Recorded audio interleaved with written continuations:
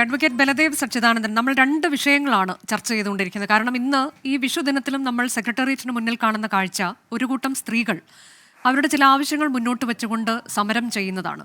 അതിൽ ഒരു കൂട്ടരുടെ സമരം 64 ദിവസം പിന്നിടുന്നു. മറ്റ് ഒരു കൂട്ടരുടെ സമരം അത് ഇനി 5 ദിവസം കഴിയുമ്പോൾ അതിൽ എന്തെങ്കിലും ഒരു തീരുമാനമാകണം. കാരണം റാങ്ക് പട്ടിക 19-ാം തീയതി ആകുമ്പോഴേക്കും അത് റദ്ദാക്കപ്പെടുകയാണ്. അങ്ങനെ ഈ രണ്ട് സമരവും അവിടെ നടന്നു പോകുമ്പോൾ ഒരു കൂട്ടരുമായി ചർച്ച നടത്തിയിട്ടുണ്ട്. അതിനിപ്പോൾ അതിൽ പ്രത്യേകിച്ച് എന്താണ് എന്നുള്ളത് നമുക്കറിയില്ല. അവിടെ സർക്കാർ ഒരു കമ്മിറ്റിയുടെ കാര്യമൊക്കെ പറഞ്ഞു. പിന്നീട് അതിൽ ഒരു മുന്നോട്ട് പോക്കും കാണുന്നില്ല. CPO ഉദ്യോഗാർത്ഥികളുടെ കാര്യത്തിൽ ഒരു പ്രതികരണം പോലും സർക്കാർ നടത്തുന്നുമില്ല. ഇതെന്ത് രീതിയാണ് അഡ്വക്കേറ്റ് ബലദേവ്?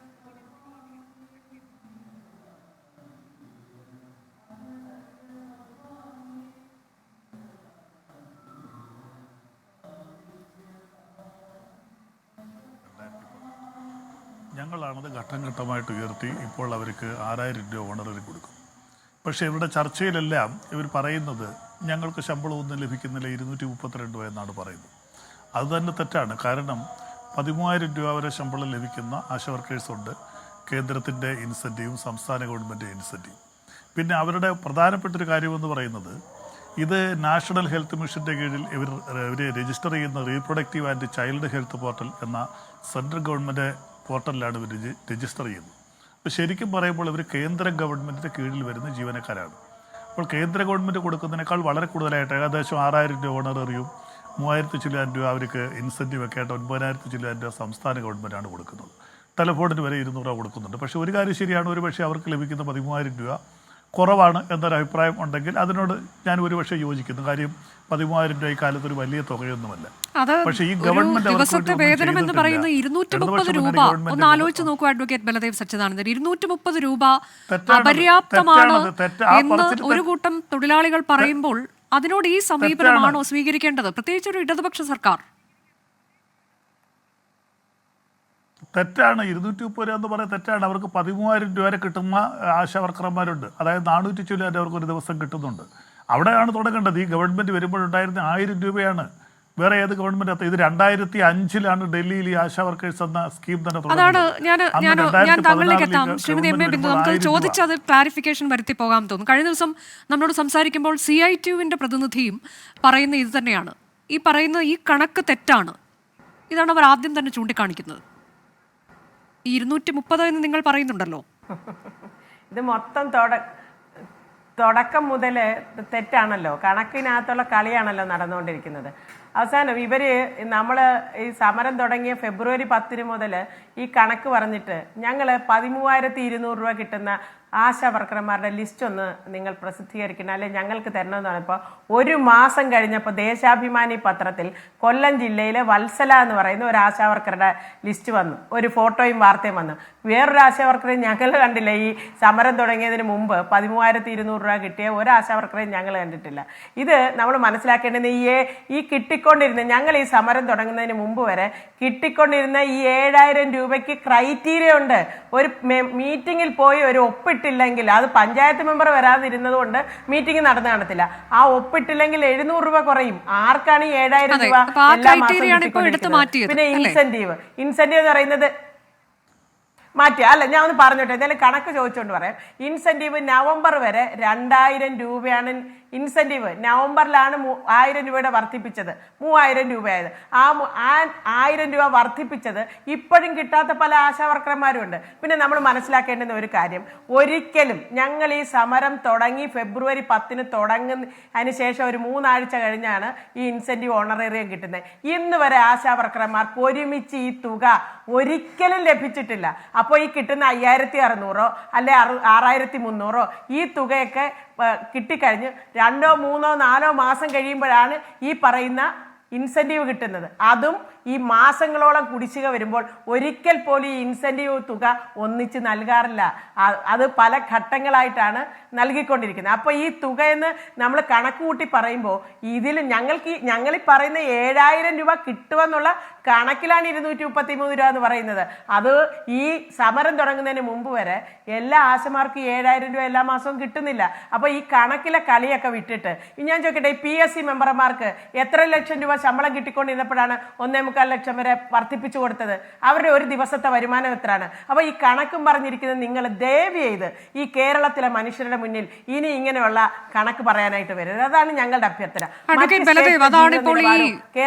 ഇതൊരു വലിയ തുകയൊന്നുമല്ല ഇവർ ചോദിക്കുന്ന വർധന എന്നുള്ളത്. സർക്കാരിനെ സംബന്ധിച്ച് അത്ര വലിയൊരു ബാധ്യതയാണ് എന്ന് ആരും കരുതുന്നുണ്ടെന്ന് എനിക്ക് തോന്നുന്നില്ല. ഇത് ഒരു തരത്തിലും നമുക്ക് താങ്ങാൻ പറ്റാത്ത അത്ര വലിയ ബേർഡൻ ആണ്, അത്രയ്ക്ക് പ്രശ്നമാണ് സർക്കാരിന്റെ സാമ്പത്തിക സ്ഥിതിക്ക് എന്നാണോ അപ്പോൾ പറഞ്ഞു വരുന്നത്?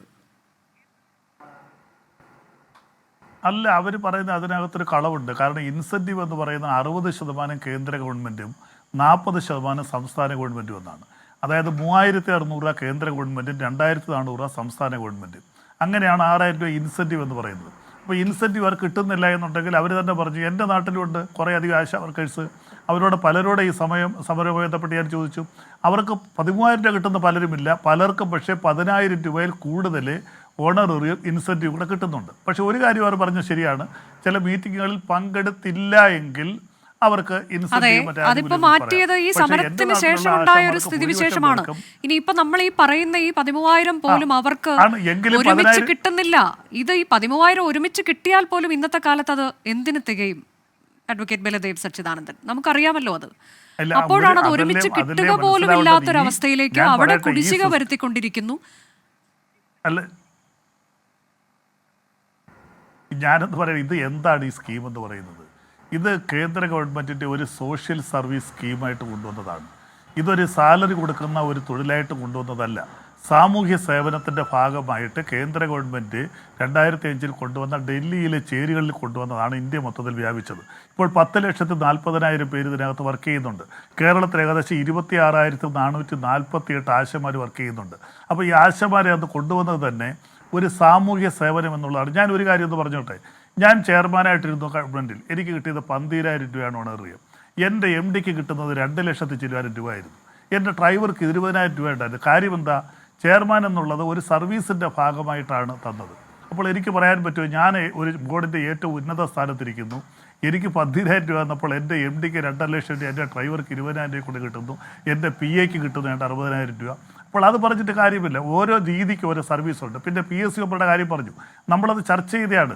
അവർക്ക് ശമ്പളം കൊടുക്കുന്നത് ജുഡീഷ്യൽ സർവീസുമായി ബന്ധപ്പെട്ട് ജില്ലാ ജഡ്ജിമാരുടെ രീതിയിലുള്ള സാലറിയാണ് അവർ കൊടുക്കുന്നത്. അത് സ്റ്റാറ്റ്യൂട്ടറി ബോർഡാണത്. കേന്ദ്ര ഗവൺമെൻറ് ഒരു സ്റ്റാറ്റ്യൂട്ടിൻ്റെ രീതിയിലാണ് പബ്ലിക് സർവീസ് കമ്മീഷൻ ഇന്ത്യയിൽ മൊത്തത്തിൽ പ്രവർത്തിക്കുന്നത്. അപ്പോൾ ആ പ്രവർത്തിക്കുമ്പോൾ അവർക്ക് ജുഡീഷ്യൽ ഓഫീസർമാർക്ക് ശമ്പളം കൂട്ടുമ്പോൾ അതനുസരിച്ച് PSC മെമ്പർമാർക്ക് ശമ്പളം കൂട്ടണം. അതിനൊന്നും നമുക്ക് ഇതുമായിട്ട് ഊഹിക്കാൻ പറ്റില്ല. അത് കേരളത്തിലുള്ളത് 20-23 പേരാണ്. ഇവർ കേരളത്തിൽ തന്നെ 26,448 പേരുണ്ട്. അപ്പോൾ 2016 1000 രൂപയിൽ നിന്ന് 2024 ഇത്രയും തുക 7,000 രൂപയായിട്ട് വർദ്ധിച്ചപ്പോൾ എത്ര രൂപയാണ് ഈ ഗവൺമെൻറ് ഇവരുടെ പേരിൽ അധിക ബാധ്യത വരുന്നത്?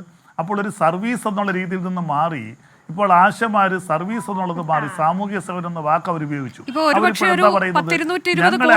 നിലവിൽ ഇതിൽ ചെലവാകുന്നതെന്നുണ്ടെങ്കിൽ ഒരു 100 കോടി കൂടി കൊടുക്കുക എന്നുള്ളത് അത്ര വലിയ ബേർഡനാണോ? നിലവിൽ ഈ സർക്കാർ ചെയ്യുന്ന പല കാര്യങ്ങളും നോക്കിയാൽ ധൂർത്തിനെ കുറിച്ചൊക്കെയുള്ള കാര്യങ്ങൾ നമ്മൾ പലയിടത്തും കാണുന്നുമുണ്ട്.